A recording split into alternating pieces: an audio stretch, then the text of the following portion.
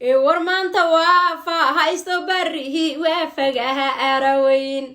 warmaanta waafa haysto barihi waafagaha araweyn aficilka gawayga haygu qalbihi igu fallaha arta dhigay 14 Agoosto hoy farxaha diigal mudug lahayd 14 Agoosto hoy farxaha diigal mudug lahayd wa maalintaan fa haysto dhigaha nool fihi irsan jiray wa maalintaan fa haysto dhigaha nool fihi irsan jiray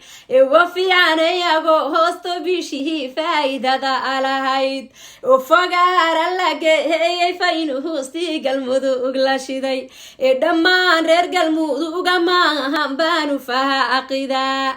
hambalyo farabadan ya faha haystaan idihi in wada hambalyo farabadan ya faha